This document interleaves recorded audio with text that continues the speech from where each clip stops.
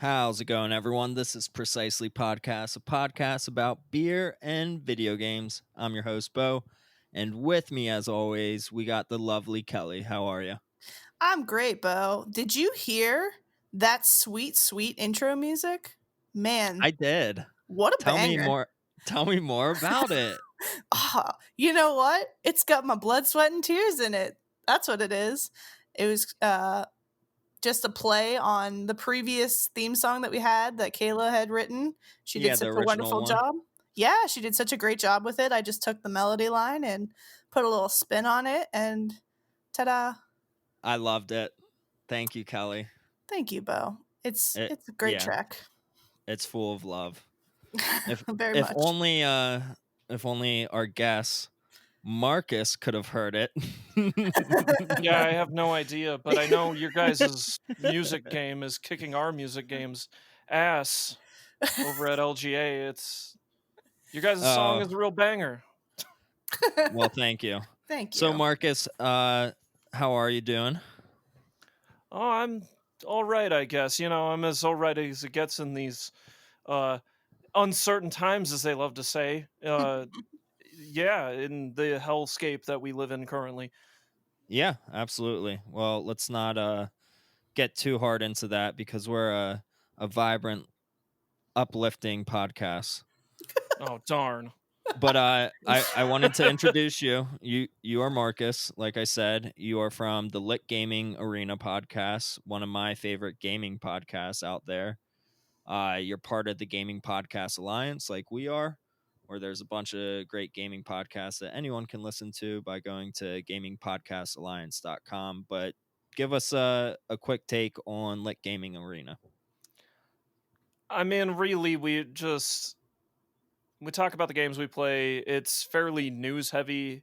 We do during the week we upload two separate casts, and one is a news laden one, and the other one is more just keeping you up to date with what we've been up to. It's more jokey, say the least. Sometimes we have special guests on there like Shaquille O'Neal. He's been on. Oh, High profile. Yeah, we have yeah. a lot of real high profile guests. Shaggy from Scooby Doo, he was on there. Oh wow. Damn. That is goals right there. Podcasting goals. Once you get Yeah. Shaggy from Scooby Doo on there, I think you've made it. So congratulations. Was Yeah, it was Scooby hard to with have him? him in there.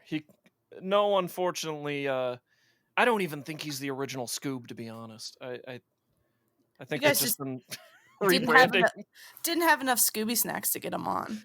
Yeah. It's Well, always just a Great Dane that they keep naming Scooby. He's not the original Scoob.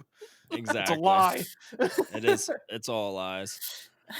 Honestly, I think Shaggy and Scooby were just like high as hell in every episode, and that's why Oh they could yeah. always see the ghost or the villain before anyone else. And they're always hungry. They're always eating snacks. Oh yeah. Shaggy can sense him with his aura sensing of powers. Like I was afraid to have him in the studio. If he flexed, he could have killed all of us. I believe that It is 100%. real fears here. Well, how long have you been gaming? As long as I can remember, really. My earliest memory is probably when I was 3 or 4, around there.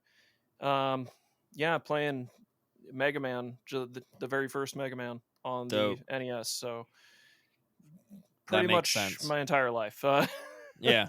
Well, I honestly feel like you never sleep because of how knowledgeable you are in the LGA community and your podcasts. Like, you really dive deep into the video games that you've been playing, and you play so many each week that I'm shocked. So that's why we invited you to our podcast to talk about the Paper Mario series. And Oh, the I'm Paper excited. Mario. Yeah, I'm excited to hear everything that you have to say about it. But yeah, let's get into the beer talk real quick. Yes, important.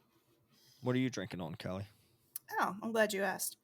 I am drinking on the Candy Crushable, which is a pale ale with lactose sugar added by 18th Street Brewery. Let's see. I didn't even look up anything on this beer. I don't even know what the percentage is. So I failed. But they're from Hammond, Indiana. and it's kind of like a sour almost. It tastes like, but like you can taste like that lactose hint of it. So it's just you got like a little sweetness and then a little bit of the sour on the tail end there, which is nice. And it kind of, I was telling you, it kind of reminds me of this beer that I had yesterday when I went to one of our local breweries called Pizza Boy Brewing. Ugh. And I went with my friend Cody, and we sat down and had a beer, and it was really nice. And then we got up and got another beer. And as we were ordering said beer, we were looking at the list, and the beer was called The Pen is Mightier. And it said brewed with, we were trying to read, and they were like, brewed with what? And he said, the guy who was behind the bar said, gummy dicks. And I was like, what? So apparently they did this collaboration brew with another brewery in Texas, I believe it was. And the brewery is called Ingenious Brewing Company. And this guy who owns the brew pub was previously a proctologist. So There you he go. apparently made this beer as a joke to that and brewed it with gummy dicks instead of gummy bears or gummy worms or anything, because why not? Well, but, okay then. but yeah, it was like another IPA with lactose in it, like a kind of like a sour, but it Yeah, was very good and it tastes extremely similar to this. So I feel like I've had the same beer like 2 days in a row, but just interesting. from different breweries. Yeah. So I'm actually drinking on something sort of similar. It's a 6 Point Brewery Cosmic Handshake, and this is a collaboration between 6 Point and Victory Brewing Company, which Victory's sort of local to us. Not exactly sure where 6 Point's located.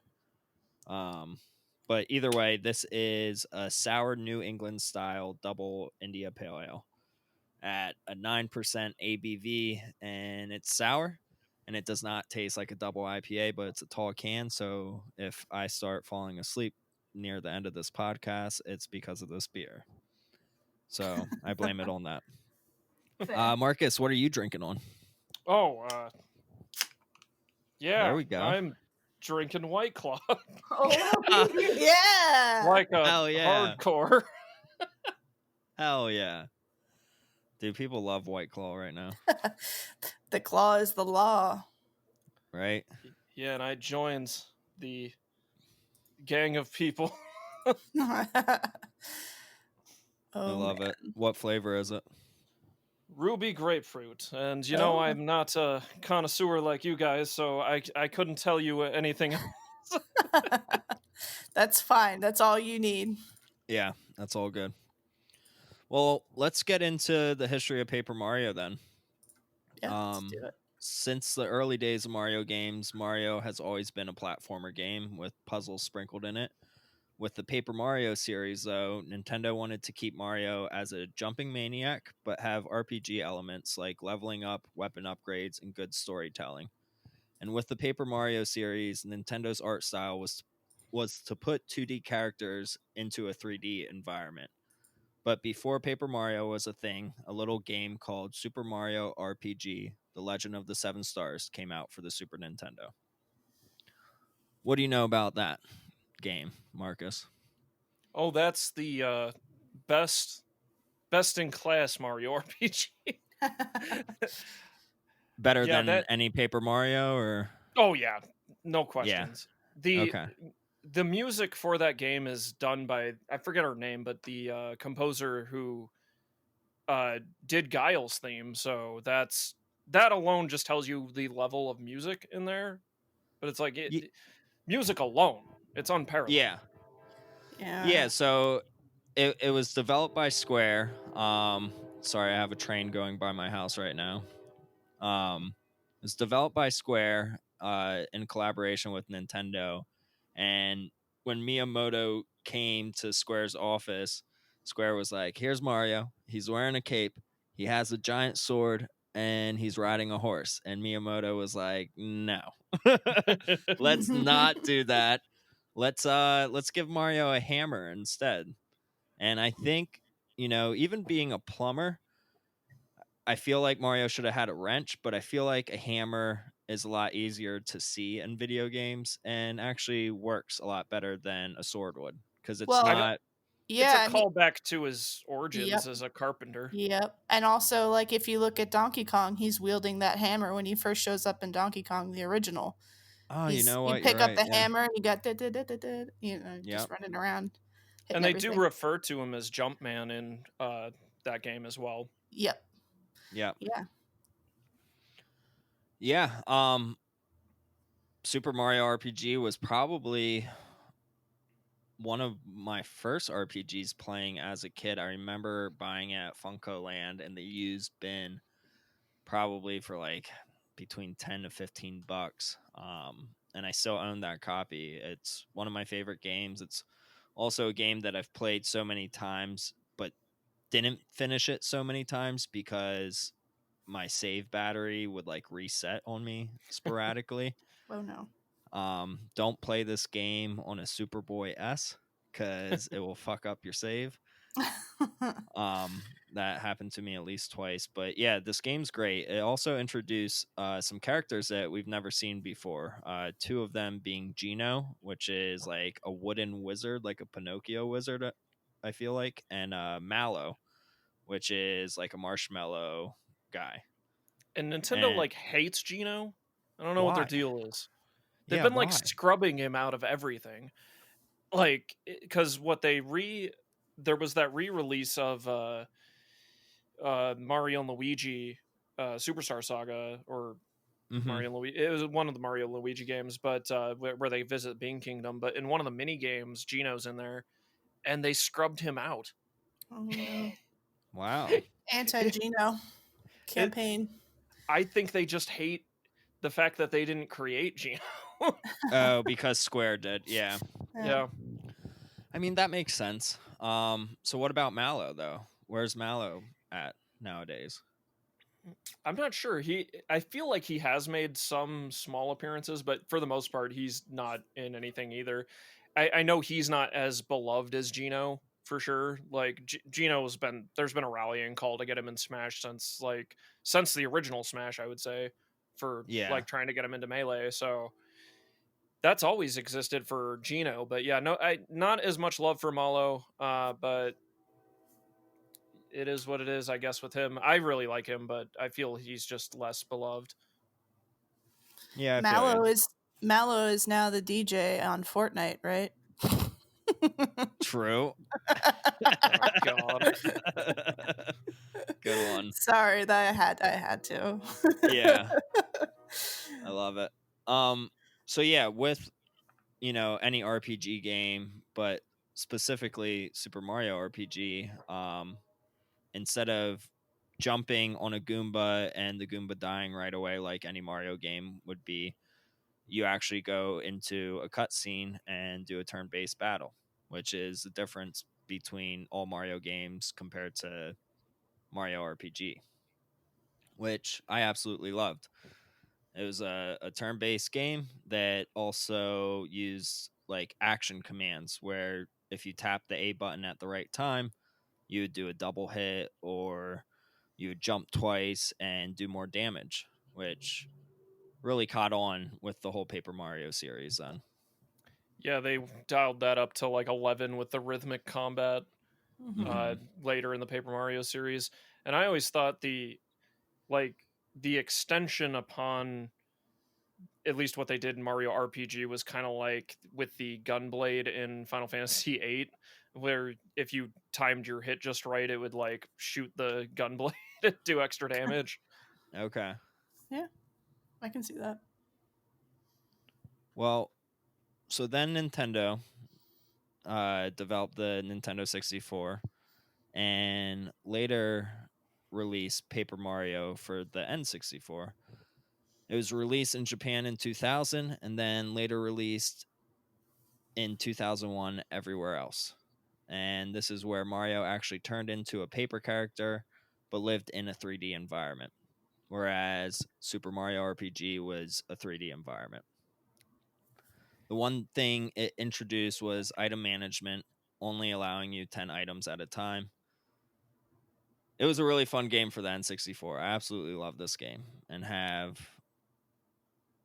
a lot of nostalgia for this. Is I can't probably believe anybody played it, to be honest. why It came out so late in the so late. N64's Yeah. life. Hmm. Like, I mean, PS2 was already out. And I mean, Oh obviously, I wow. don't need to state how successful the PS2 was. I Yeah. didn't even think of that. Yeah. So it's just impressive. Like, I'm not, once again, I'm not maligning the game in any way, but I'm just saying, coming out as late as it did, I'm surprised anybody played it. And it sounds like quite a bit of people did play it, which then I'm wondering if it becomes a moot point where a lot of people suggest that a lot of people didn't play Majora's Mask because GameCube and like the PS2 were already out. And technically, Majora's Mask came out before Paper Mario did.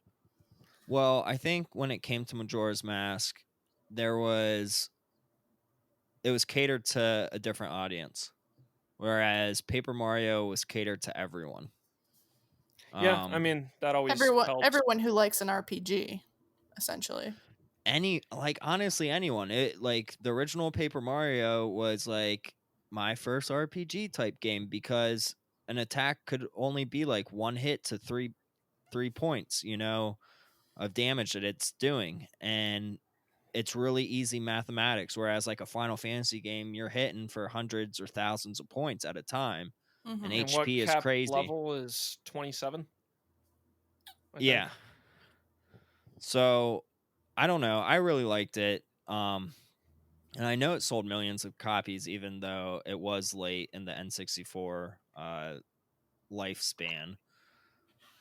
But I thought it was a great game, and especially with like if you were an N64 fanboy and you liked RPGs, you really didn't have that much to choose from, and this was like a solid title.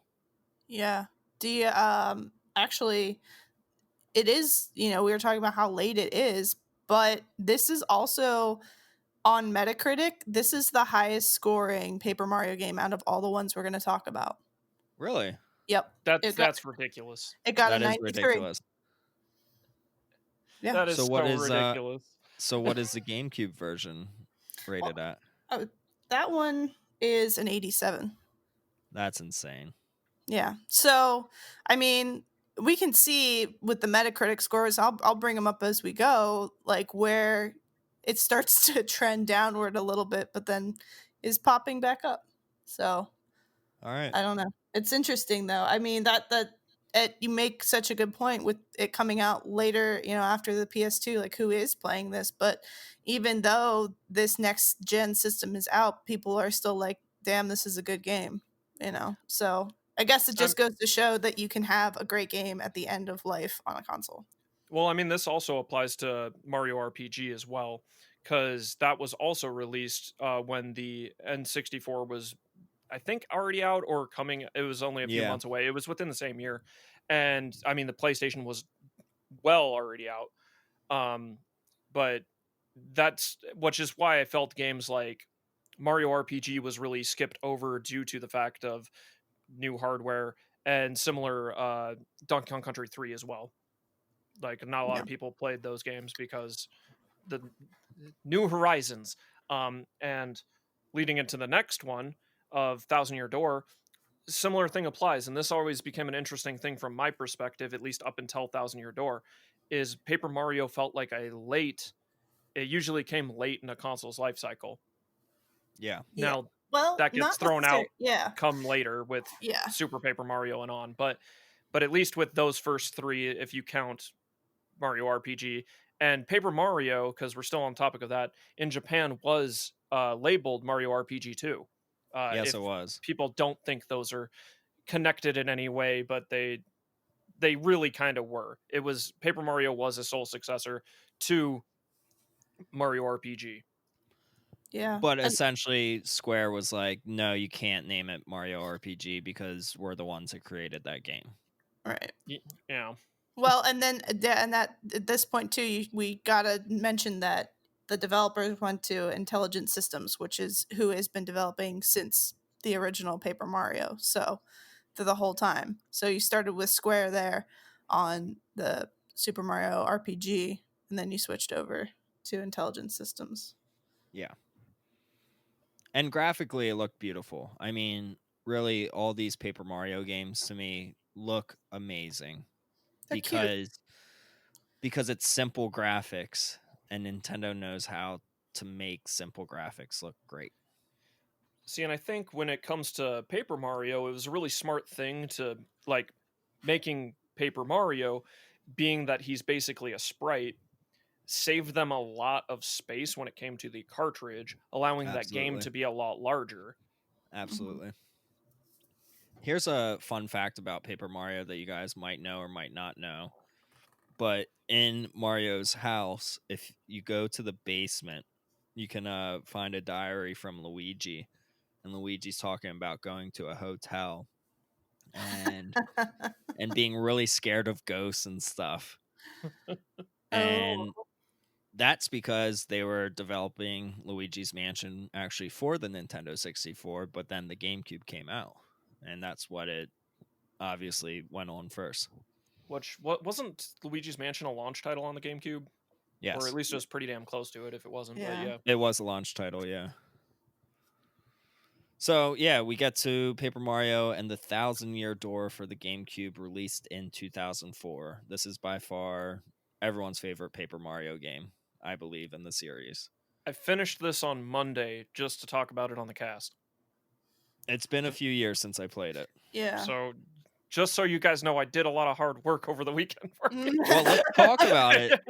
Tell us about it. Yeah, I haven't played this for a while, and I'm due to play it again. I feel like I need to, but let's hear your hot take. All right, it's gonna be a very hot take because I did not play Thousand Year Door when it came out because I was 14 at the time. It came out in 2004, so I'm a bit older. I'm in high school at this time, so and part of when you're going from into middle school and into high school, you shed your childhood a bit. So I Yeah. was too mature for something like that, so I skipped over Thousand Year Door. But then, like going into the Wii era and all that, and even once again, a late Thousand Year Door is a late release, but going into that era, I got hyped for Super Paper Mario and all. But it was only after Super Paper Mario that I heard like, oh man, Thousand Year Door is like one of the best games ever, one of the best GameCube games of all time. So I always felt I missed out on it, but I finally went back and played it, and I gotta say, it is just off the top. It is not my favorite Paper Mario game. I know that's sacrilege, but Okay. and once again, I am playing it out of time, and it does have a lot of like several design issues and a lot of fluff that at the time you don't really care about that. You're you're numb to all the fluff in a game. But this game does have a lot of back and forth and back and forth, specifically chapter 4, which is like what you're in a Twilight Town. But that's got a lot of like go to the castle, do the dungeon, run back from the castle. Oh, you forgot something, got to go back to the castle again, go in the basement, Yeah. find this guy's name, and then run back, tell him his name, and do a fight. And it's just a lot of back and forth for no real reason. Like at the end of the day, not to say there's not good dungeons within there that are just like a good lengthy dungeon, but that one in particular was real bad. Chapter 3, which is a tournament arc, is exceptionally bad. Probably by bar none the worst chapter in any Paper Mario game of all time. I don't know about that. I would It's say real bad. all chapters of the 3DS version are the worst, but keep going. We'll get to that. That piece of shit. Don't It'll have jump its ahead. day. Yes. Oh god. But yeah, that just like so the opening chapter though where you fight Hooktail is like I wish that's how the rest of the game was designed, because it has a good through line of you go to a town, you pick up Koops, and he's a down on his luck Koopa, but he's got some spunk in it. He's missing his father who got taken by Hooktail. um, then you go to the dungeon, and it's a pretty lengthy dungeon with puzzles that you use Koops to solve by kicking his shell, which they added because that function existed in Paper Mario, but now you Yeah. can hold down the button and hold him in place, which serves functions later in the game. But So what you're saying to the listeners that might not have played is that you actually have party members, you can only have one party member at a time in both Paper Mario and Paper Mario and the Thousand Year Door, and each party member actually has their own special ability outside of battles. So you can access their special ability. Coop, being a Koopa Troopa, as your party member, he has a shell that you can jump on, and it flings out, so you can hit a question block that's far away, that's on the other side. Or But now grab you're saying, items. yeah, or grab an item. But now you're saying in Thousand Year Door, you can hold down the button to keep his shell out, right? Yeah, so then you can maneuver to a different position. So this is mostly used to be like, oh, I got to hit this switch to move this platform, but I need to shoot him out, crawl on the platform, and then let go of that button so he hits the Yeah, switch. So it moves the yeah, platform up and down. That's predominantly how you use it. But that chapter is really good, and just wish they maintained that design. Now this does hold to the Paper Mario thing, where basically the new character you get, because you almost get introduced to a new character almost every chapter, and their ability thing is predominantly the ability used to solve the puzzles in that chapter. Now in the yes. original Paper Mario, it's pretty much exclusively that. You don't get any cross pollination.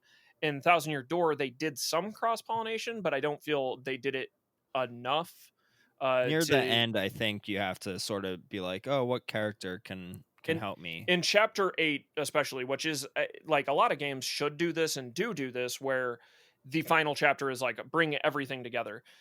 Problem is that they didn't have you do that consistently throughout, so you almost overlook it at times. Like Yes. there were a few puzzles within the tower at the end where I was like, how the fuck do you solve this thing? And of course it's just because I'm like, oh yeah, right, that dumb thing that with that character, because you do the typical thing that anybody does in any RPG. You settle on your like tried and true character and you try and stick with them. Yeah. But Thousand Year Door did try to make you switch it up, and even having enemies that you'll probably need another character to attack, because they'll have what they're the flying buzzy beetles with a spike on them. So it's like you can't really jump on these guys. So you need a way to attack them in the air that is not a jumping on their head Yes. type thing. So you might need to switch to one of the various other characters that can do that. Uh, Typically, Vivian, who can magic attack people. And they did vary the combat to add more variance in like in Paper Mario. You always had to like hold back the hammer, so you had to hold back on the stick before letting go, I and hated sometimes that. you had a slider you had to push when it was at max. But Yeah. and this game still maintains those things, but did add a lot of variance within those, like Vivian's attack where it waits till the end and then it reveals a button you have to push, and you have a certain window of time to push it within. um, so it just added some uniqueness in that, but mostly due to a lot of the backtracking. I think several of the chapters are actually fairly, like the train chapter, I feel would have played really well in 2004, but it just feels slow and agonizing in 2020, where it's like, oh Yeah. god, because there is a lot of arbitrary puzzle solving. And this is just, once again, I do realize through the lens of like this is just old school video game design, but it is a lot of like, even if I'm in the right location, I can't activate said thing until I talk to a specific person who tells me to go stand in the right location. Yes. Which And is any Thousand Year Door does game back in the tons of day. that. Yeah, Yeah. like and I wish like improvements I would have had, which they could have done or should have done, and they did get better later in the game. But they give you different. You get cursed throughout the game, which gives you different abilities to navigate the environment. One of the first ones you get is to turn into a paper airplane. Unfortunately, and this is like a drawback for me, but I understand this is just old game design. You can only do it at these like launch pads where they allow you to do it. Now, what they Yes. should have done is just allow you to turn to a paper airplane any old time you wanted, just Mm. to like fly around wherever the hell you wanted. Would be really fun. Just to Um, like traverse the area quicker. Yeah, and or I mean, fly to weird obscure zones or whatever. Yeah. It would have been way better, but they really wanted to isolate and only allow you to do it when they wanted you to do it, which is kind of bummed me out. But later they added an ability to like roll up into a cylinder, which lets you like roll under things, which once again, they allow you to do that anywhere. They let you Yeah. just do it any old place. So some of these things just feel like they're running in opposition to each other, or even like the folding up into the boat, letting you navigate water is once again on these launch pads. For I'm like, why But then can't I you can just go fold into a anywhere. boat and go Yeah. in the water? Like, why can't I Yeah. just fold up into a boat? Um, so these were just drawbacks, like personal drawbacks for me. And then once again, playing it in a 2020 environment, and I do feel like the game is a bit too long, but that's due to a lot of the fluff that of a lot of running back and forth, Yes. just taking an obscene amount of time. And But the game is robust. I think with the running back and forth is that you're always gaining these new abilities though. So when you run back to a new area, you might be able to unlock like a secret box or something, that you couldn't before. In Um some cases, there is in a some cases bomb for guy sure. you have to find towards the end to get into what chapter 7 essentially, where you shoot to the moon, which is a cool moment. But just to get there, you have to go to every location again to find this bomb guy, which is Mm, supposed to be like, oh, you're supposed to look around, yeah. and maybe find stuff you couldn't get before. But I mean, at that point in the game, and once again, I was kind of rushing it at the end here to get it done this week, but I just didn't like. I don't want to look around these places at this point. Like, you already tortured me on this train long enough. I don't want to be here.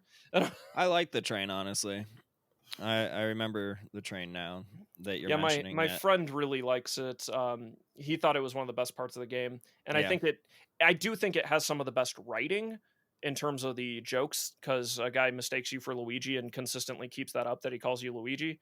Seems Yeah. like this game nobody can remember your fucking name. Yeah. I Also, like that. I like that no, Mario isn't the most popular person for once in his own game. oh, he's popular with someone, the ladies. This is the horniest game in the series. Every character wants to bang Mario in this game. Right? Even It's a Every Toad. mustache. all Even they Toad. all want a piece of Mario. Of his mustache. Yeah, let's just say his mustache. That's- Yeah. Who wants a mustache fight?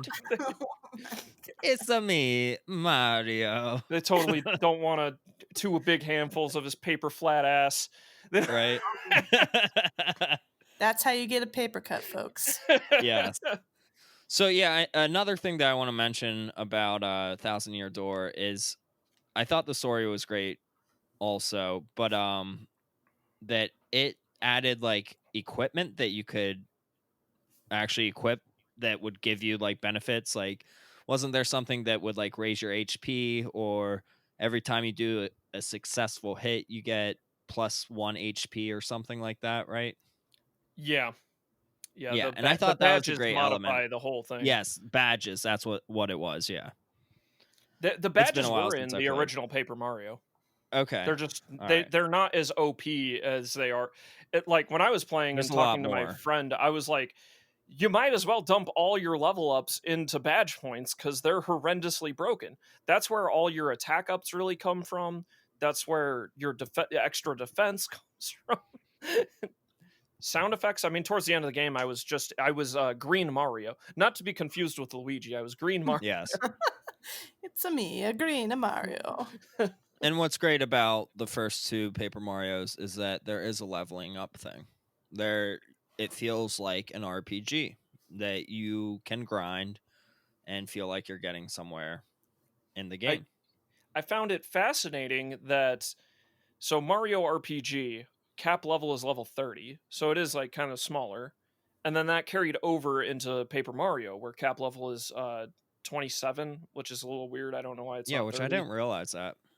And then in Thousand Year Door, it's 99. It's basically limitless. Yeah, And I'm like, as it that's should bizarre. be. It, it should be, but it's just so bizarre that they decided to change form there to be Why like, not? you can just level as much as you want. Might It's as going to well. be nigh impossible to get levels late game, I would assume. eventually everybody's probably giving you 1 EXP. Yeah. And I mean, that's another thing that I love about the Paper Mario series is that the leveling up and the HP hits and all that, it's just simple math. It just makes sense. It's like, why aren't all RPGs like this? Where, yeah, you hit me for 3 hits or I hit you for 5 hits. It's not just crazy numbers coming at you. But yeah, Its either way, system let's get is kind of like Final Fantasy VIII, though, because it's always the 100 points, EXP points to level, and Final okay. Fantasy VIII is always consistently the 1,000 points to level, which is kind of weird. Yeah. I didn't realize that either. I'm learning things, Marcus. I appreciate you being on. So we're now up to the Wii Super Paper Mario, released in Ah, 2006. This game is not a turn-based battle game anymore, and instead went back to pretty much like an action platformer, but with quirky puzzles where you would have to change your perspective to get through some areas. So you want to explain this, Marcus? yeah, this is where I come at everybody with the hottest take of all time. Okay. This is the best Paper Mario game. Wow. This Mm, is the Okay. all-time Okay. best Paper Mario game. All right, but I have facts to back up Marcus's statement. It's all right. also simultaneously, while being the best, also nuked the franchise. But Yes, but agreed. Well, um yeah. I mean, this was an 85 Metacritic. I mean, we said that That's Thousand Year Door crazy. was 87. This is right behind it at 85. And this was the first Mario title that came out on the Wii in 2007. So, like we were talking about, I think earlier we had kind of mentioned that all of the Paper Marios were late in the game on the consoles. This one was literally a launch title, basically, with how early it came out, and the first Mario title to happen on the Wii. And it is literally the best-selling game in the Paper Mario series, like out of all of these titles. Well, I guess not including the newest one because we don't know yet, but it sold 4.23 million copies as of 2014, and it's one of the best-selling Wii games as well. So there's some Wow. stuff to back it up there. haha, no. While I don't think the sales metrics really back it up. I just feel the Wii was, I mean, it sold like Oh, hotcakes oh my versus the God, other yeah. two consoles, but Oh yeah, I'm sure that is exactly why it sold so many. Is because it was the first Mario title on a console that was super hyped up and people wanted, and everybody loves Mario, so they automatically just went out and bought it because it said Mario in the title, probably. But whatever. I feel there is a lot of animosity towards Super Paper Mario, and some of that is justified. However, the way I always viewed it is at this junction of time, and especially in Japan and just in markets in general, the market was trending towards Western RPGs and away from JRPGs. JRPGs were not selling pretty much whatsoever at this point. Like they weren't performing well, especially compared to games like Oblivion and just any Western RPG. Just was doing gangbusters. So I felt maybe like, don't know, this is pure conjecture, but I feel that influenced the design of the game. And they didn't want to make just a standard JRPG at this point in time because Thousand Year Door is very much a traditional JRPG, even to the extent of how the game ends is very much like an anime, and it is like friendship beats everything. At the end of the day, friendship is magic is kind of the messaging at the end there. So They make basically, a My Little Pony Mario. they make a spirit bomb at the end of Thousand Year Door.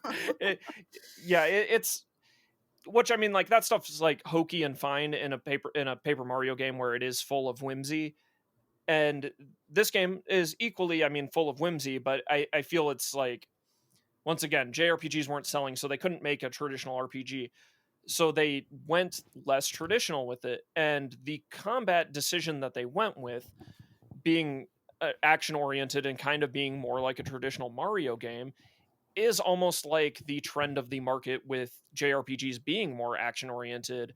Um, just like even Final Fantasy during this period was getting more action oriented when it comes to Final Fantasy 13, especially, as much as I don't think that's a good game, but that's aside the point. uh, but it just goes to show where the trends in the market were. So I do think this is their conclusion of making action-oriented combat, is that all combat takes place in the overworld, and you're hitting Goombas with mallets and everything. And this game did have a leveling up system, and which, that's a large part of the joy, is leveling up and then doing more damage and everything, and that's kind of what grounds it in being an RPG. And then I liked that while this is the start of the weird sprite like Navi like companion that they keep shoehorning into these games for Yeah. some inexplicable reason. I do think they replaced the weird wacky companions of like a fun bomb and all that, even though I love those characters, with just the Mario cast of being like, what if you just got to play as Peach or Bowser or Luigi? Mm-hmm. So in a way, I always viewed this game as almost a successor to Super Mario Brothers 2 in many ways. It Mm-hmm. drew largely upon that. And I mean, if it makes people feel better, they can just consider it a dream Mario had. Uh, that was just a weird dream. But they played a lot with the dimensionality of the paper, and because everything was puzzles involving the overworld, and the combat was involved in the overworld, and the story was deeper and richer than pretty much any other Paper Mario that came before. Oh, fuck the story. Count Bleck is a good villain. All right, you want to hear my take on Super Paper Mario? Uh-oh. Yeah, I do. All right, so I never finished the game, and Oh, honestly, God damn it. and I didn't get that far because of the drawn out, non-skippable dialogue. I hated it. You can't skip it. You can't skip it So- in Thousand Year Door. It doesn't matter. It was better. It wasn't as drawn out. So in the beginning, Merlin, this wizard, asked for your help, right? And this is after you've played like a half an hour of it. And I just kept saying no just to be funny. And you got the game over. And see what he would say. And eventually it just gave me a game over. And I had to restart everything. And I was just like, fuck this game. This game can eat a horse's cock right now. Well, you weren't being helpful, so they were like, fuck you. I liked know what, that though? was an ending. Every RPG before this, you could say no, and they'll just say something funny. It's never a game over. I was just so upset about it. They weren't playing in this one. So wait, no, does that technically mean you beat the game then? It's No, an ending. No, I mean, it's an ending. I didn't beat it. It's a game over. So, also why this game is horrible is that it has a lot of bestiality in it. Oh my god. Because Bowser marries Princess Peach right in the beginning. Okay, but we just talked about Mario's that's where paper ass Bowser- cheeks literally 10 minutes Yeah, ago. So And that's fine. That's fine. But Bowser Jr. might be from Super Paper Mario. You think that Mario mounting a mouse is okay? oh god. In what? In Thousand Year Door. No, I don't None of remember he that did- part. None of he this did is okay. things to all those characters. None of this is okay. None of this is okay. Yeah, well, Bowser marries Peach in this game, and that's weird. I don't know. I'm not a fan of it. I never finished it. The dialogue's way too much. It's way too much. And maybe I just wasn't patient enough and I just wanted to play the game. But like in the beginning, it felt like an hour of dialogue. And then I had to replay that hour again because I got the game over. In fairness, I and still this did is it, though. speaking out of recent memory, Thousand Year Door and the original Paper Mario are the same way. It's about an hour to an hour and a half before you can really do anything. Yeah, but it was better for some reason. I think it's just because you were younger. I was going to say that might be the nostalgia piece talking. No, like, no, I had actually, to do because this.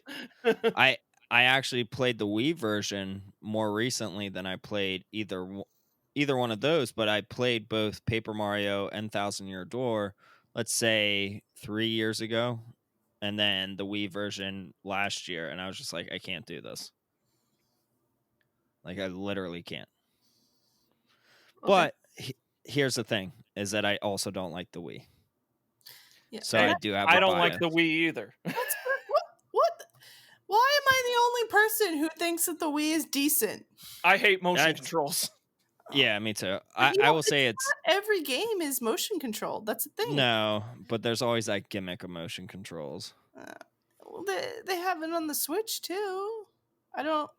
Not a Less lot of games on gimmicky. the Switch use the motion controls. Almost every game you can play in handheld, so they're not reliant on motion controls. They're not Either reliant, way. but the option is still there on a lot of games. Even if it's not for like a major piece, it's still like like one little thing you can motion control. I don't know. Whatever. The Wii doesn't Yeah. deserve that kind of hate. I'm here to say it. I'm here to defend the Wii. Hey, the I Wii am going to Yeah. sold die its on this copies. hill. I will die on this hill. I will be In, here. in fairness, my Wii is still hooked up where my PS3 isn't, so it's See? Yeah, Oh, what a hate. my Wii's hooked up just so I can put in GameCube games to play them in 480p. Oh my god. that's So that's what I did with Thousand Year Door. yeah, Yeah, that's exactly. true. All right, well, let's get to the next one since Super Paper Mario sucked and nobody should play it. Right? It has the best Luigi because he's a bad guy. Is he? Yeah, Is his name Waluigi? no, Wow. he's the green. He's Green Thunder. Wow. Wow. Wow. He has amnesia. That tall boy's kicking in. Yeah. Yeah, I'm on my second one. A different beer though. I'm doing a Terrapin Recreational Ale. It's a low cal IPA because it's It's summer. 99 calories. Gotta watch that figure. Yeah, can't be podcasting too much. Mm-mm. Not exercising enough. Get that ring fit. Yeah. All right. Let's go to the next game. Paper Mario Sticker Star for the 3DS. It was released late 2012. It introduced stickers that act like cards to battle with. Personally, there's just two. Or they're what? cards later that act like stickers. Yes. Don't.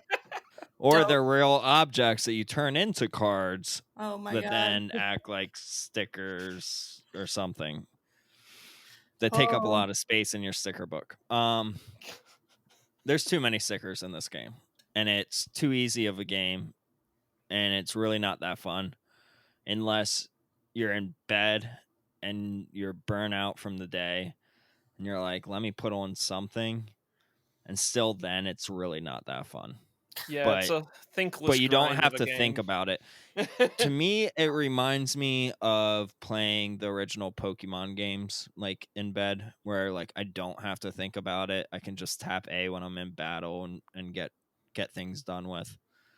For the It's most part, easy. until you run out of stickers. Yeah. You can't run out of stickers unless you're not like looking anywhere. Oh, I feel ran like. out of stickers a few times. I don't know how.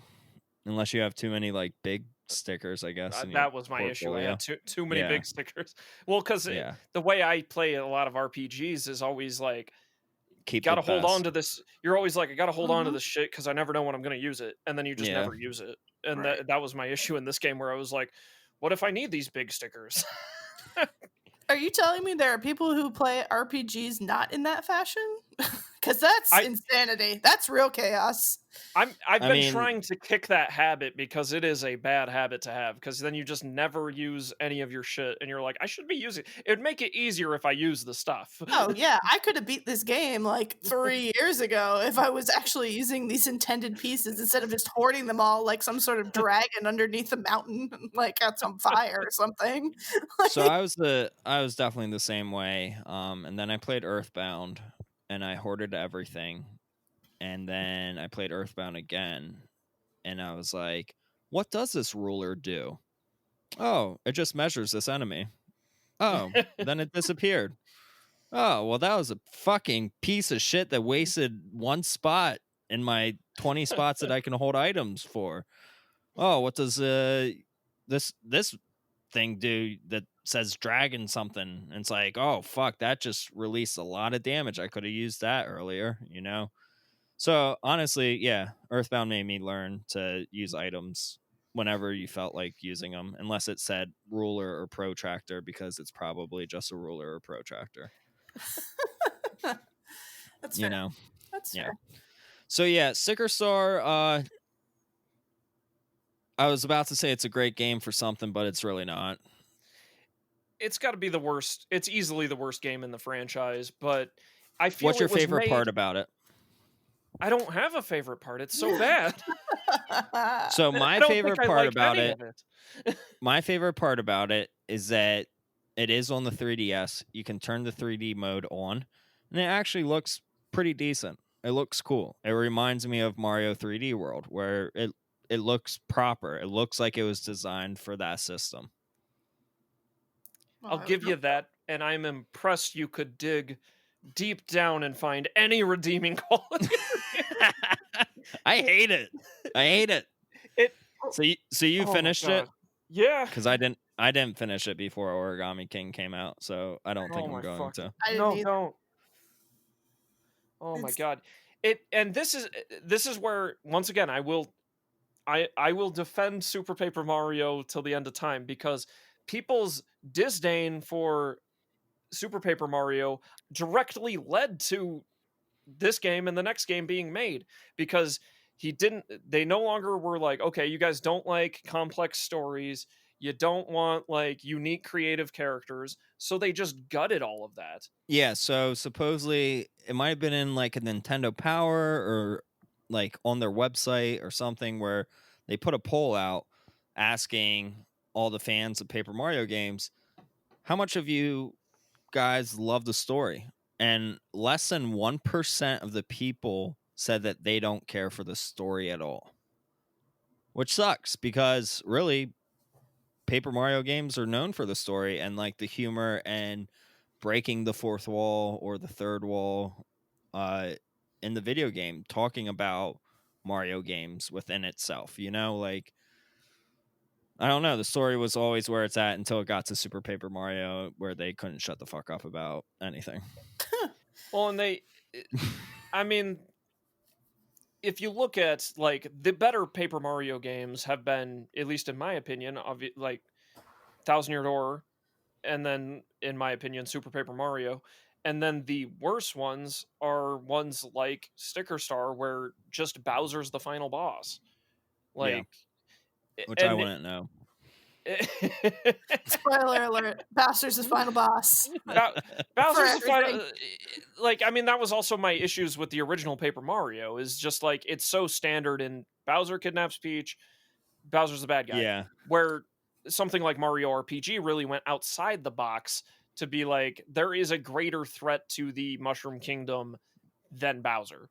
Well, As yeah, much as and Smithy's nameless and faceless for a really long time, but and Mario RPG you could actually play as Bowser on your team. which is great. They Yes. don't do that enough in many of the Mario games, where No. it's like Bowser. I like the fact that we have to team up to overcome adversity, which somewhat happens in Thousand Year Door, but you play as Bowser, but it's in like tiny vignettes between chapters, in these in between things, and he does end up helping kind of inadvertently. Which I thought that was great about it. The little cutscenes are great. Oh yeah, that stuff's fun. Yeah.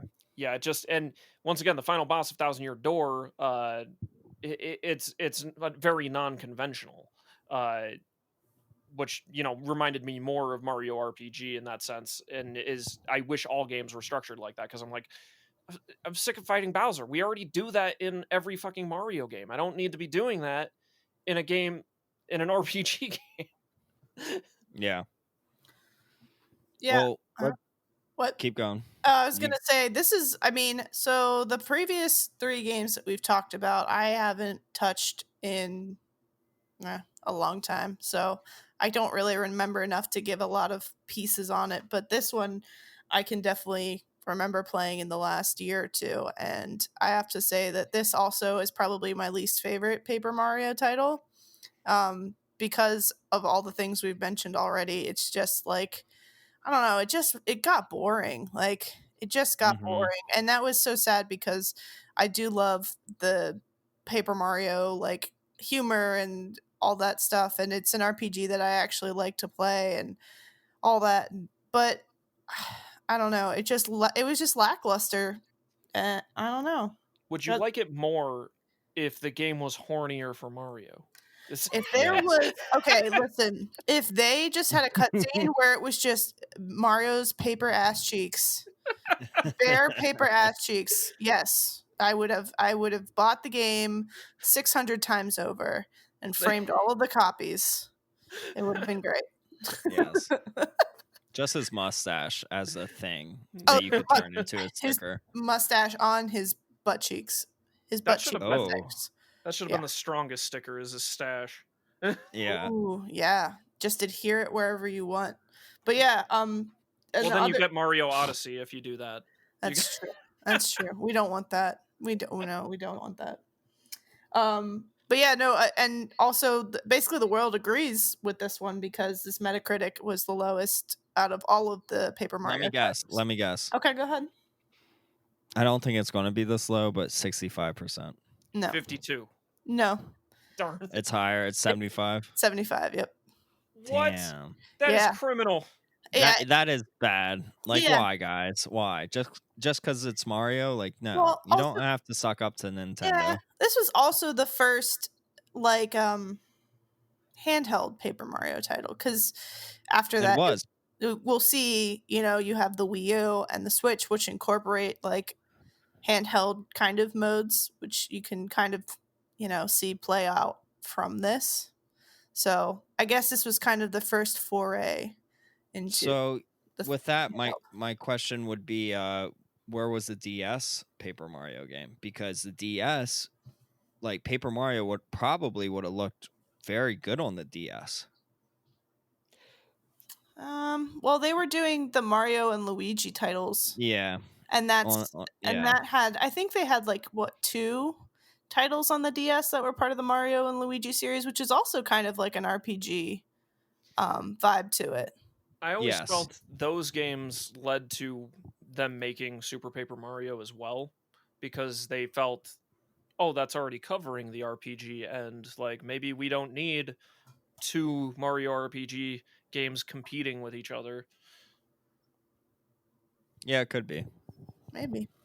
But they had like one. What was the one? Was Paper Jam? Paper Jam, They yeah. kind of tried to do both of them together.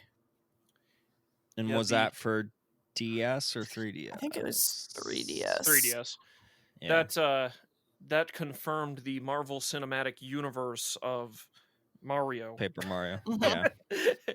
When are we gonna just have all the Marios from all the it's got to be Into the Spider-Verse, but with Marios. Into the Yeah, Mario so verse. do they ever explain why Paper Mario is paper? He just They is. don't. He's from the It's just another Paperverse. dimension, right? Yeah. I mean, it's just he just is paper, and it is what it is, and I can't help but feel Nintendo has a greater crafted things universe that is Paper Mario, Yoshi's Yoshi. Woolly World, and it's Kirby's got Yarn. Kirby's Epic Yarn. Mhm. It's got that new Zelda Link's Awakening that's like a play school set. Oh my god. True. Oh yeah, and then Super Smash Brothers, the original was all toys. That's where Yeah, amiibos came from. Mhm. Interesting. Yeah. I could see All it. right. Well, let's get to Paper Mario Color Splash for the Wii U. This was released in 2016. This was the first Wii U game that I beat. I bought the Wii U right when the Switch was announced. Actually, I was like, What? man, I haven't had. Yeah. Well, when it was announced, it didn't come out yet. Okay, that makes it a I little missed better. out. Yeah, I missed out on the Wii U, and I missed out on the Wii, I believe. And You truly missed out on the Wii. You missed out No, on you the Wii. truly missed out on the Wii U, the greatest gaming console ever invented. hey, I agree. Actually, if you're being honest, like I'm being it. half honest. It's all the Switch stuff that's been coming out, and even the Yeah. recently, as of today, announced Oh yeah. Pikmin 3 Deluxe. It's like lots of the Oh, games that are good that are coming over from the Wii U are doing gangbusters on the Switch. yeah, Because they're good games. Yeah, Yeah. they were, and they always were. It's just nobody knew the Wii U was a console. exactly. Yeah. I love the Wii U. Honestly, I'm podcasting right in front of my Wii U kiosk right now, and Absolutely love it. Love playing on it. But either way, this was the first game that I beat on the Wii U, and I absolutely fell in love with it. It has no leveling up that I'm aware of, but it draws a lot from Origami King, where you're trying to color this black and white world and bring back color into the world. And it has a lot of fun where you can see like, oh, this part's black and white still. Like, how do I color it up? How do I fill in these spots? Um, bunch of secret areas, bunch of hidden stuff. Has a buddy system too. This by far might have been my favorite Paper Mario game until I replayed Thousand Year Door, and I was like, oh yeah, this one's good too. But this might beat Yeah. it actually. I don't know. Color Splash had potential. It squandered it. It if it had a leveling up system, I think it could have done a lot better. Yeah, I agree. Yeah, I one liked thing I Color did like Splash too. yeah, one thing that I loved about it is that it utilized the Wii U gamepad where Mm-hmm. you could use it as your inventory. You had to use it as your inventory, I believe. So instead of, bringing up a menu, you just look down, you're like, oh, this is the item that I want to use. This is the weapon that I want to use. Or, oh, this looks like a suspicious area that I can do a little cutout thing on the Wii U gamepad. And, oh, there, it just unlocked a whole new area that I can go to. Yeah, I I, liked that. I liked that you could just look down and like the battle system, you just look down and played your cards that way. It's almost like you were playing with a deck of cards in front of you, like you were playing a mhm, game with somebody else, like a card game, and you had to choose from your card pile kind of thing. It wasn't like I was flipping back and forth or the screen was within the screen or something like that. yeah. It was a nice separation. I did like that utilization of the gamepad. Yeah, it was super clever. Did you beat this one, Marcus? I did more recently. I hadn't played it until recently, going through all these because I wanted to get through that one especially before Origami King came out. And really, it like at least with since I played a bit of Sticker Star and then I knew this game was quite a bit like Sticker Star, I just had no drive to really dive into it. Hearing that there was Okay. no level up system and everything, but playing it's actually now, like, since I played Sticker Star before Color Splash, it remedies and fixes all the issues I had with Sticker Star. Absolutely. Really, um, it- though it does still it does some things I still don't like having no level up system. Um, and in addition to that, there is this weird it has like individualized levels in like an overworld map, more like a traditional Mario game, which I don't necessarily hate, but it's weird considering when you think of Thousand Year Door or the original Paper Mario, where it's one connected world. So it was an adjustment for both those games to do that. um but I did like the focus on a singular, like, you throwing paint out of your hammer and not only filling in the world with that, but using that to solve greater puzzles in the universe of, like, sometimes you walk into areas and you can't see anything because it's like pitch black and you need to cover walkways in paint to be able to see the walkways, or Yes. there's fences that will randomly shift around and you need to guess which one will break, so you need to cover them in paint to figure out which ones you've hit before because they get shuffled. But that stuff was clever.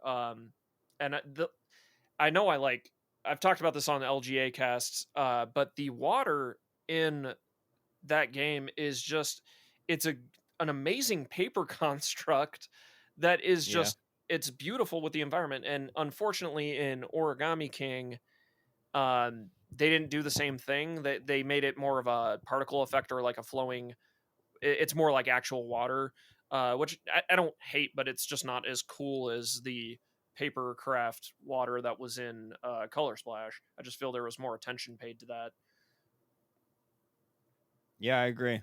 It's a beautiful game. It's a beautiful game for the Wii U, and I see the newest game, Origami King, bringing in so many elements from Color Splash into this one.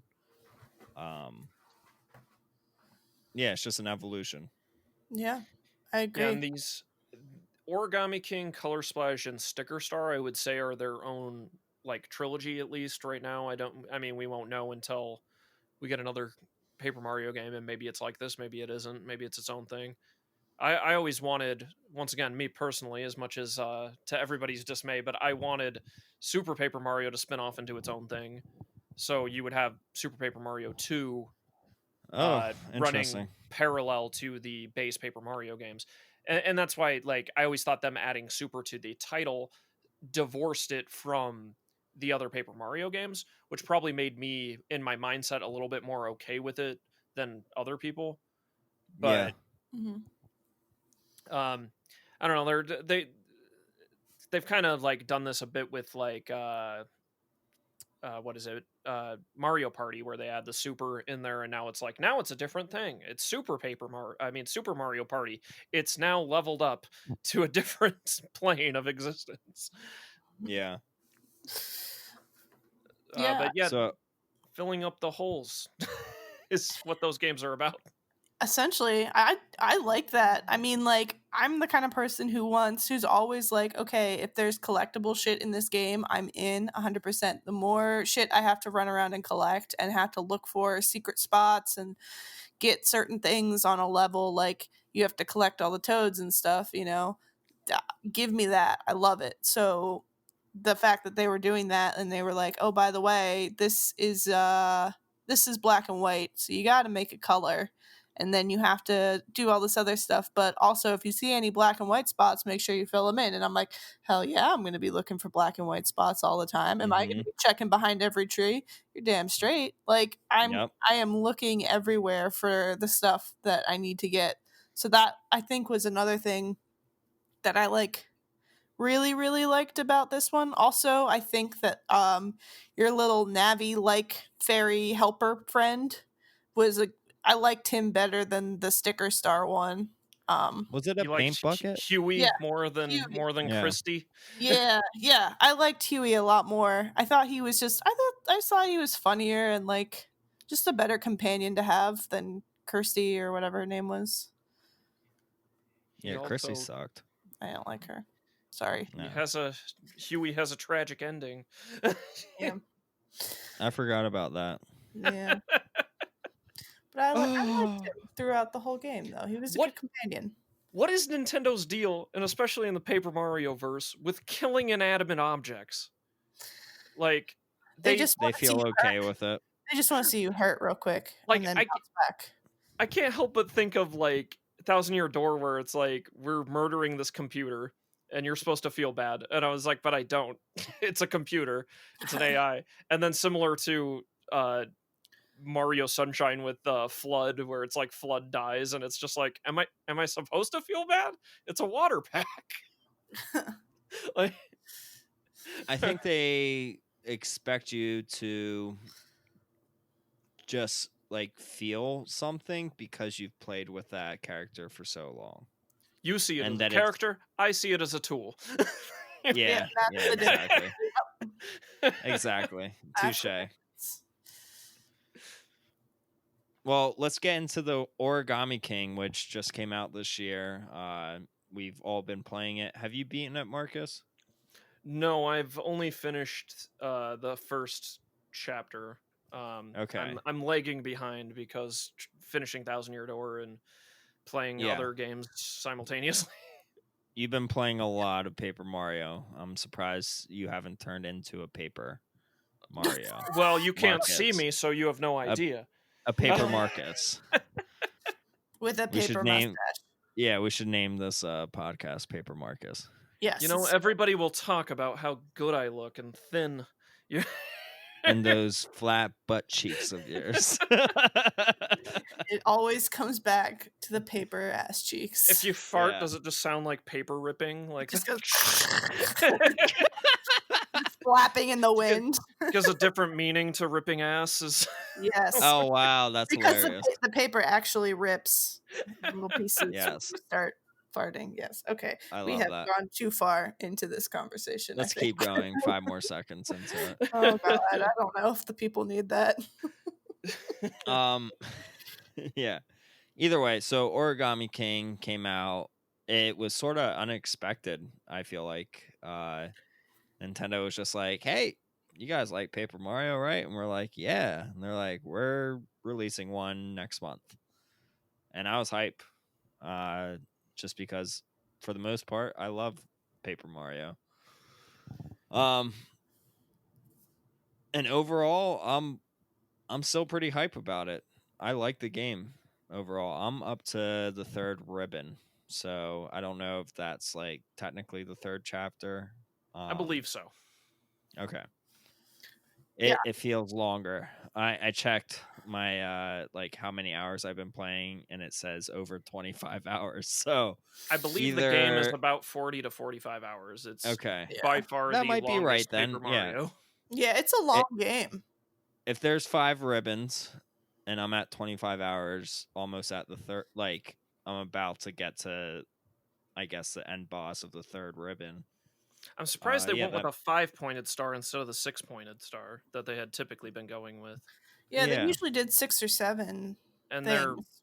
ribbons now instead of stars that you like collect, I guess, or you're Yeah. snipping, I guess. I'm Which fine is with it. I'm cool with it. It's just interesting that they decided this is where we're changing like paradigms in a way. Yeah. So without like getting into spoilers and stuff, what are things that you guys love? What are things that you hate? What what has changed in this game compared to others? Um I am not far into it. I think I'm about 2 hours into it. Whoa, Honestly, yeah, I'm not far because I've been juggling other games you're and in the stuff. tutorial. You're Essentially, no, I'm coming across. I came across the first ribbon, so that's kind of where I'm at right now. But yeah, I'm not far, but as like a fresh perspective on it, like coming into it, I like it so far. It's very. The first thing that really hit me was just the graphics on it, just because it's on the Switch and everything. It's just very bright. It's very well done. It looks And beautiful. I love the like 3D and then you've got flat Mario. I always love that. Like and they just did it super well. And like when he turns around, his little leg folds or whatever. I don't just those little Are you things. talking about his paper ass again? it's His What is going paper on? foot! it's all His back paper to his foot! age. Oh my god. I Get the love that tushy when he turns when he around. turns around, that paper ass cheek is flapping. No. His little Why foot is folds up. so early on you run into Birdo? We'll just say you run into Birdo, but what is Paper Yeah. Mario consistently makes Birdo like a burlesque dancer or something? What what I'm is the okay Yeah. deal with with it. this? I'm okay with that. I Where did this personally come love Birdo, from? and I am okay with her being a burlesque dancer. I support her, and I would die for her. She's wonderful. But yeah, no, this game so far, I mean, it has been very fun in the beginning. The only thing that I find hard, not hard, but like hard to get past or whatever to really get To me into the game. grasp. Yeah, really like what gets me into like what's going to grab me and what keeps me from being grabbed, I think is the battle mechanic can drag out a little bit.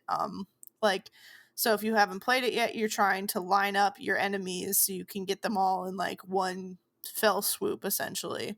And it can just drag like with multiple It, enemies and stuff like it just feels like a slow I don't know. I it kind It takes of too wish long. I wish yeah. they made it more like Tetris, so if you lined them up, it just wiped them out. Right. Oh my god, that would have Yes. been so So good. that's the problem is that you line them, you do all the work to line them up, and then you got to do all the work to actually battle them. And I'm like, They dude, I'm tired of it already. Like they, we already lined them up. they should have had you Yeah. only do the combat if you didn't line them up.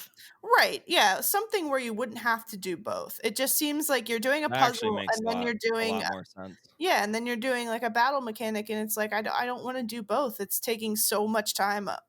But Yeah. Yeah, I would say So they should yeah, reduce the clock and let you line them up in like a good 15 seconds. And then if you do that, you don't have to fight them. Yes. Yeah, maybe.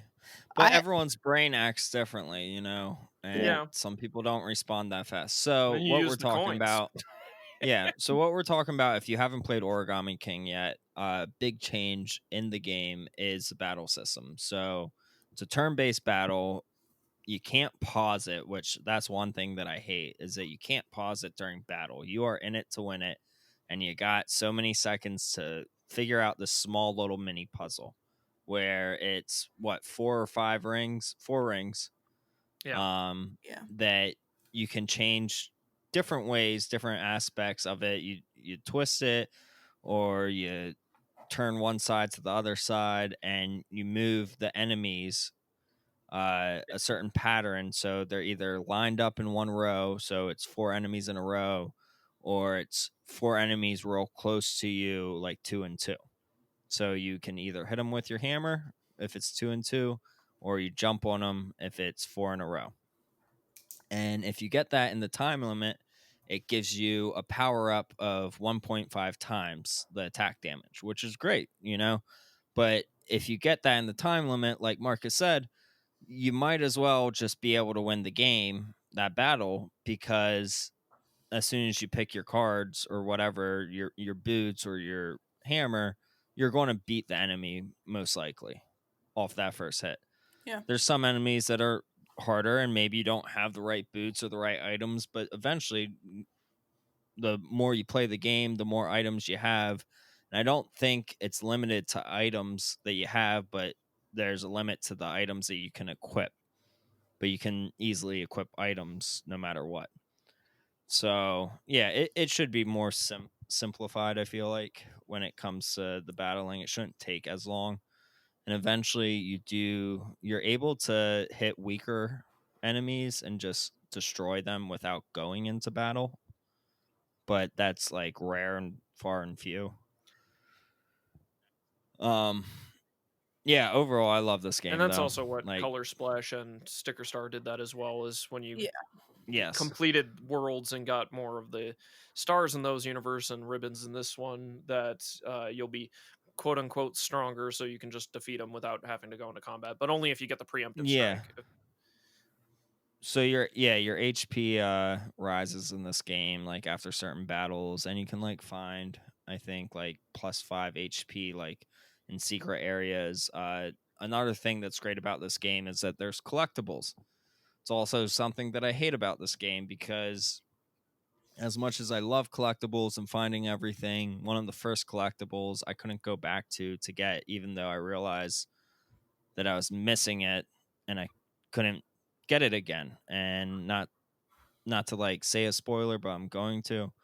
There's one point where there's a bunch of spikes and the star pops out of a tree, and you're supposed to get that star and run through the spikes, I'm guessing, to get to that chest to get the first collectible. And these collectibles are just like a thing on a pedestal that you can see later in the game.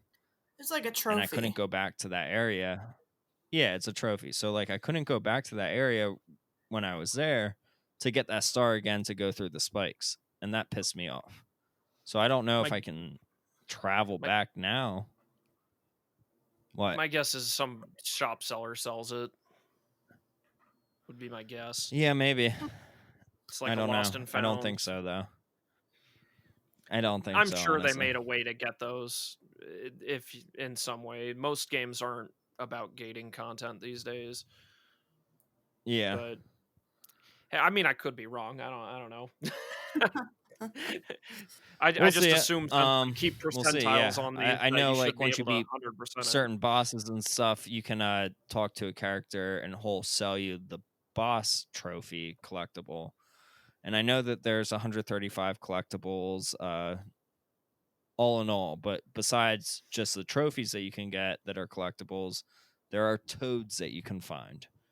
And I don't know how many toads there are, but there's a shit ton of them, and they cheer you on in the battles. And if you're dumb as hell, which sometimes I am when it comes to these battles, you can throw coins at these toads, like over 100 coins.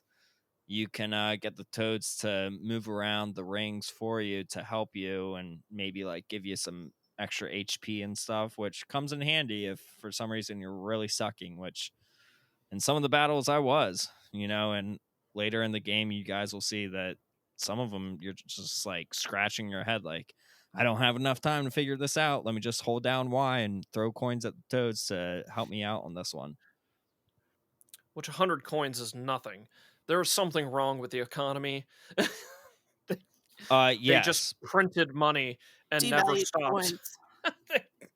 lots. But so you can be at 20,000 coins and then you meet someone that has these accessories, and those 20,000 coins leaves your wallet right away for 3 accessories. So the economy, as much as it looks like it's crazy, it actually ebbs and flows very nicely. They hired Wario to run the mint office, and he's just like, print more Right. money. That's Yes.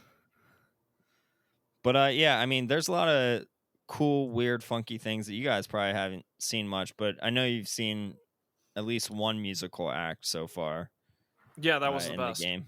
Aw, It, I loved it. I loved it too. I was like, "Ooh, I like this game now."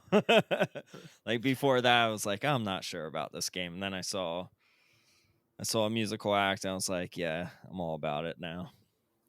Now, this is going And to be there's a a lot more. controversial opinion, but because this game doesn't have a level up system either, but playing, especially recently, Paper Mario and Thousand Year Door, your attack power never really levels up in that unless you use badges to modify it. Aside from Yeah, you'll get hammer upgrades and boot upgrades, but it made me start to realize, like, having played so many of these back to back to back, that I was like, does leveling matter that much in the grand scheme of things? I do like to see the number go up, but I feel going into Origami King that I'm finally more okay with it being gone. And I don't know. Origami King's really on track to be my possible all time favorite Paper Mario. I agree.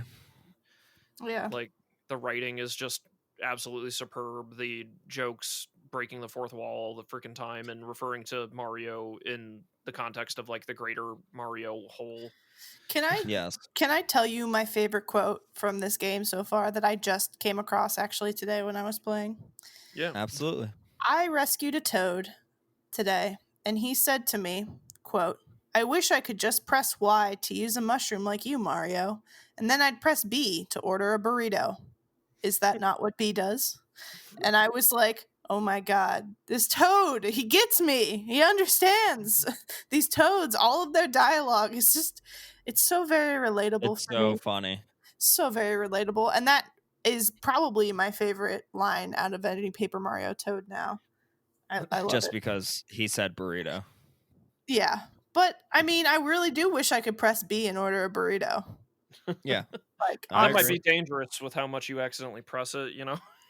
Yeah, I My didn't mean to man, order this many I burritos. I order so many burritos. It is not dangerous at all. It is happenstance. It is every day. yeah, So during yeah. Smash, the polls for Smash characters, you wanted Burrito Bison in there? Yes. Yes. Yes. Yeah, so I believe what A's to talk, B's to hit with your hammer. Yeah. And I always accidentally press B all the time, so I'm just smashing these toads in the fucking face all the fucking time. But honestly, Like, like, And you're doing it it's on so but some of accident. them, I'm gratifying. doing it on purpose. It's and gratifying. yes, and some of them you have to smash to find them. Like they're hidden on You the have to hit wall them like as like a 4 folded up times. grasshopper. Yeah. Yeah. You have to So smash them to get them unfolded, and I'm like, haha. I just get to even like hit after a they're bunch of unfolded, toads. though, Oh, well, I'll still hit them a couple times. Yeah. you're just a sociopath. Or just beating your Yes. companion character just to Yeah. pass time. Oh yeah. Exactly. That's why I'm 25 hours into it. I'm just He's just been bashing all hitting these toads. toads for 25 hours. He hasn't even progressed in the game. He's just kept I'm hitting hitting the the same same toad toad over and over again. because he thinks there's only one in the whole game. So He's role playing Mario correctly, because Mario is a sociopath. yeah. Yeah, I can see it. So one thing that's really cool about this game that I'm sure you guys got to this that not all the battles at least are turn based with the ring. Some of them are actually just like action battles where it doesn't go into a cutscene. You're just fighting, and you gotta work out the small little puzzle on how to beat this big thing that you're hitting with a hammer. You know what I'm talking about? No. No? Unless you're talking about the boss fights where those are like a reverse. No, I'm talking about the paper mache, like Goombas. Oh, right, right, Oh right. yeah. Okay. Okay. Yeah, yeah, those are kind of Yes. cool. Yeah. It's almost like So there's it reminded me of like Attack on Titan a little bit. okay. I don't. Well, I Yeah, I don't can know if see When you they're could. that. gobbling Okay. up the environment, yeah. Yeah. Yeah. But then they've got this one spot you got to hit them on, and The Yes. nape of the neck. So yes. after a while, it was like, all right, this is the same thing over and over again. But eventually, there's more paper mache, different characters that all act differently to you. So it's a different puzzle that you have to figure out to how to eventually combat with them. There's also like a bunch of mini games that I love that you guys probably haven't gotten to. Ways to get more collectibles and trophies and stuff. I threw some shurikens. Yes, okay. That was hella fun. I loved it. I haven't done that yet. Yeah. So you've been through the House of Tricky Ninjas? Yeah, I'm at the boss of that area. Well, the ribbon for Okay. that whole section. Yeah, just haven't quite. I was gonna do it last night and then I fell asleep.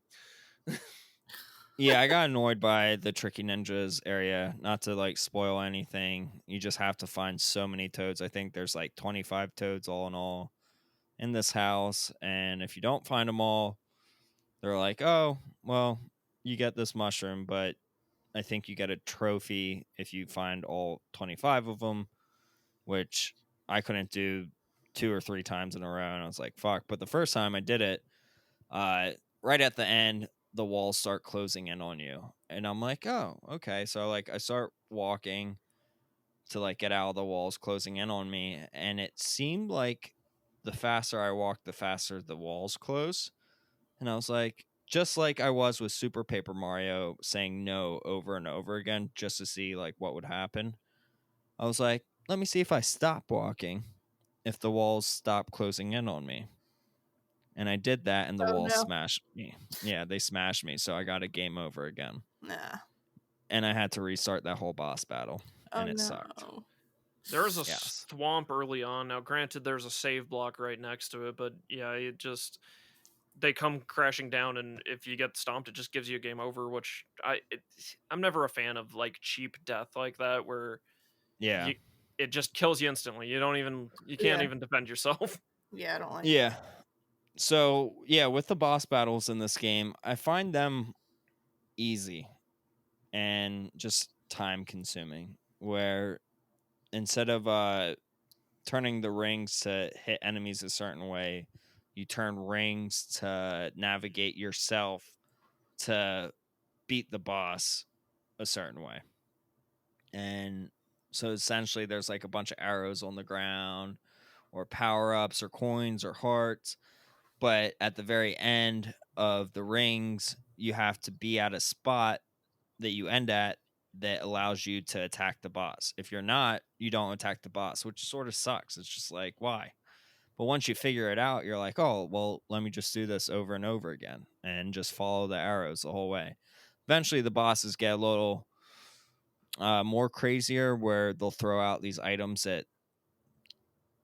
that take away like the arrows and some of the power ups and everything like that, where you think everything's fine how you turned it, and then they're like, nope, we're gonna make all this shit disappear, and then it sort of gets weird. But once you like figure out the tricks of it, you're like, oh, okay, this makes sense, and I'll beat you real soon. But yeah, I mean, overall, the game's beautiful. It's great. Uh, it's similar to Color Splash in the sense instead of recolorizing the world, you're throwing confetti that you can get from anything. You just hit anything and you get confetti. And then if you see like black holes anywhere in that atmosphere. You just throw your confetti in the air and it fills up that black hole. Yeah, I like What that do you guys because you think? don't have to like be like you don't have to be like I don't have enough blue or I don't have enough red or Hmm. whatever A color. singular currency instead of 3 currency. Yeah, exactly. So Yeah. I love the confetti option. And also it's a party every time you fix a hole. You're like, "Wow, Sometimes yay." I accidentally just Yeah. throw a bunch. Oh, I do that all the time. Yeah. I'm like, Honestly, with this game, I keep forgetting what buttons do what. So I'm constantly throwing confetti. I'm constantly hammering toads, and I'll talk to trees. Like nothing really matters in this game. It doesn't matter. But I'm Oh, loving yeah. it. I think this game might be my number one Paper Mario game after I finish it and analyze it then. Well, one of the bigger things that they did bring back in this, or at least folded it back in, is they took out in most specifically Sticker Star and Color Splash, like the idea of like good Koopas, or like towns of these like other folks, or like Goombas that are not non-hostile. And this kind of brings it back a bit, because it's just a war of the paper people versus the Yes. origami people. Yes. Which is like, it warms my heart to have these, like, characters that are non, like, I'm always interested in the other side, to be like, what would a Koopa town look like? Yeah. yeah, you do Yeah, kind of see that. It's cool. I'm in the desert area right now, which is all like snoots, I want to call them. The Is Sniffets. that yeah, sniff it, so everything's like sniff sniff. I Mm. don't know. They're like shy guys, but The gas mask. but yeah, with the gas mask, yeah. They're funny. A lot of different puzzles to get to like the final dungeon of this area. That before you got on, Marcus, I was like complaining to Kelly because I'm playing it. I'm like, I don't know what to do here. Like, this is so ridiculous. Like, what they're asking me to do just to unlock this one area, and then I'm like looking around town. I'm like, oh, I haven't talked to this guy in a while, and they're like, oh yeah, you're a hotel person with the pass. Yeah, come on through this door. That's fine. And I'm like, oh yeah, I haven't been here yet. So now I'm unlocking things again. So it's fine. So it's all about, just like Thousand Year Door was, it's all about re-talking to people again. And once you get to one area, talk to everyone again and find out if there's more areas that you can unlock from that. Yeah. Hmm. I like it. I like it too. I'll leave it at that. I like it so far. Cool. Yeah, I think it's earned its $60 price tag at the very least. Mm-hmm. Especially with that, it sounds like it's got a robust length to it.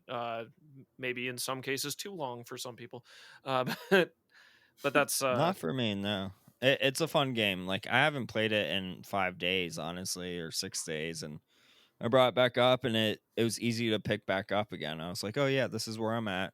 You can talk to uh, Olivia, your fairy person, origami fairy person, and she's like, hey, this is what you need to do. I'm like, oh yeah, cool, thanks for reminding me.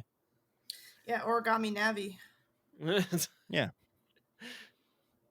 Yeah, I think overall it's a great game. If you're on the fence about it, if you heard, mixed reviews on it, I would just say go for it. If you're feeling like you should get it, just get it. Unless It's you fun. really, really wanted the Thousand Year Door follow up. In Yeah, you're which not case, I getting it. recommend the game Bug Fables, because it is What's exactly that that. off of?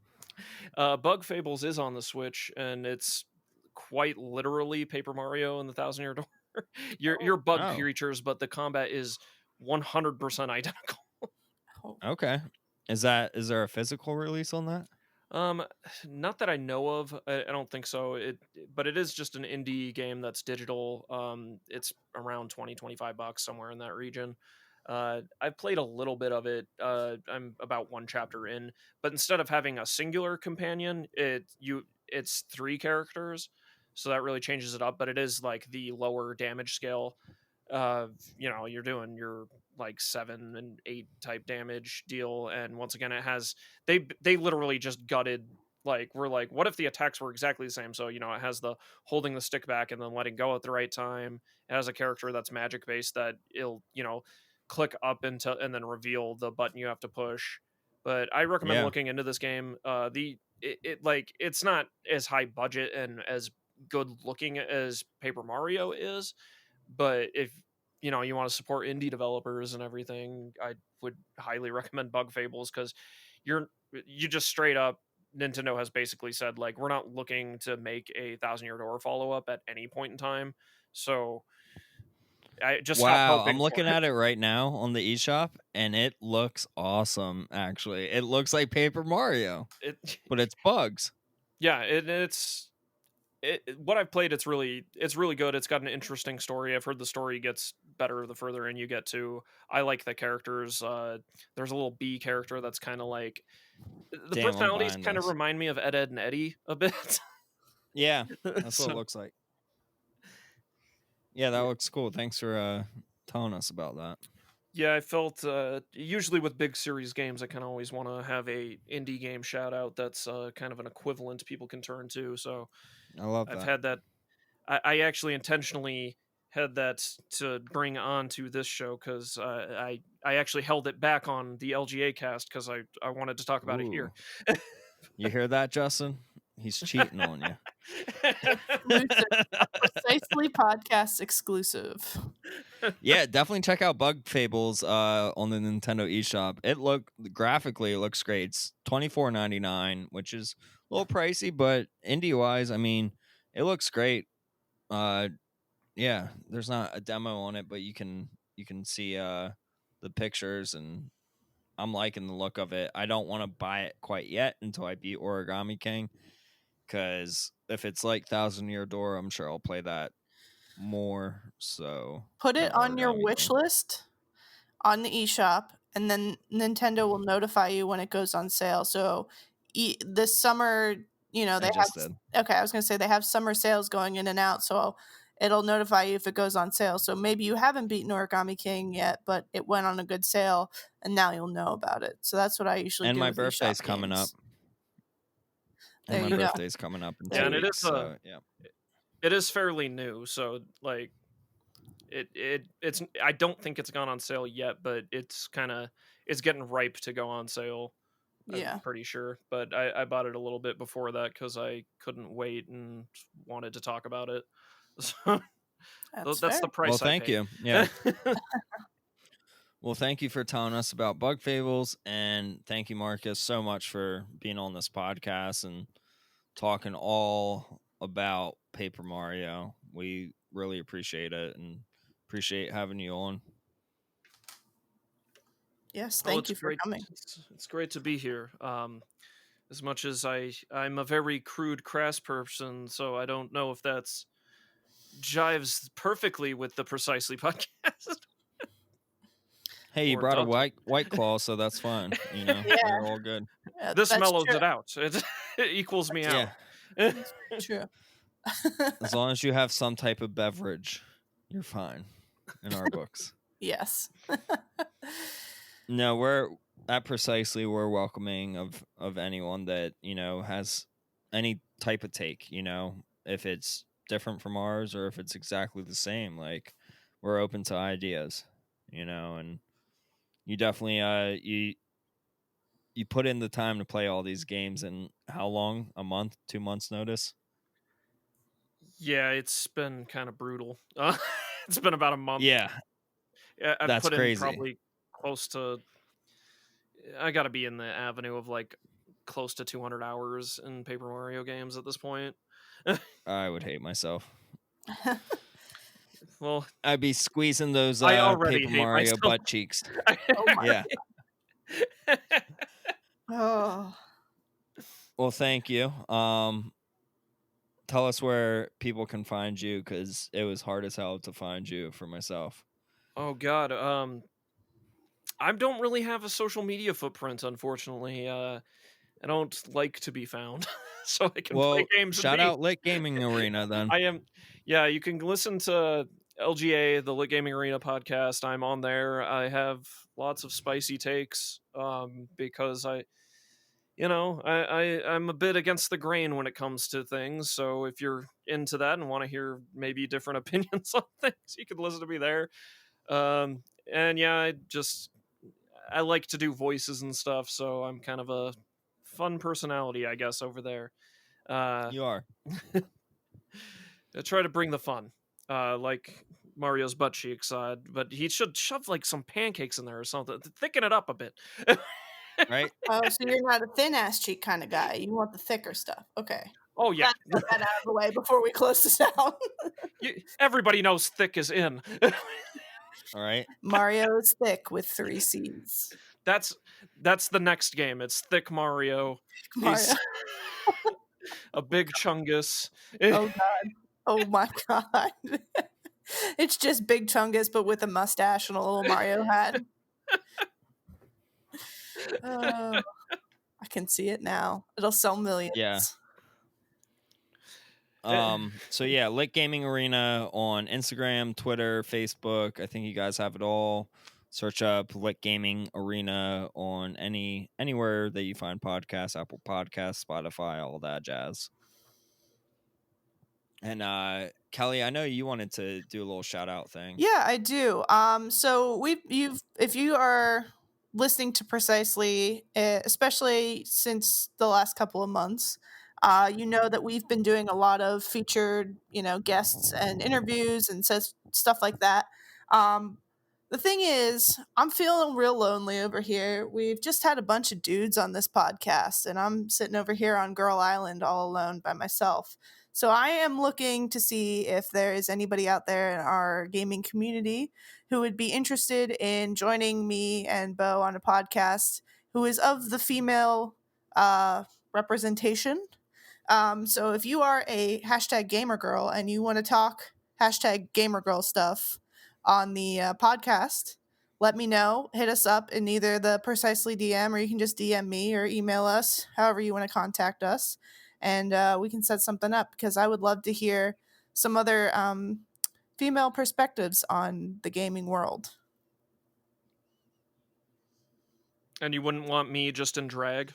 I mean, if it was visual, yes.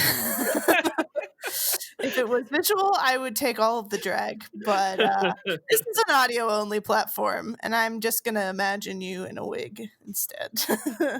I'll do a voice for it. I've watched enough RuPaul to know what's up. Okay, there we go. There we go. But yeah, you can find us on Facebook or Instagram under Precisely Podcast, to follow us on socials, or to hit us up in our DMs. You can also head to our website, which is precisely.live, and contact us there, or search through our cool merch page, or subscribe to the Patreon if that jives with you. I actually just refreshed the Patreon earlier today. It wasn't showing up if you search for it, because I guess they had to ask for like tax information. Oh. Weird. So I had to be like, oh no, it's just donations. It's fine. Yeah. Well, if you subscribe to the Patreon, we will be more than happy to shout your name out at the end of every episode. I'll say that right now. Or the beginning.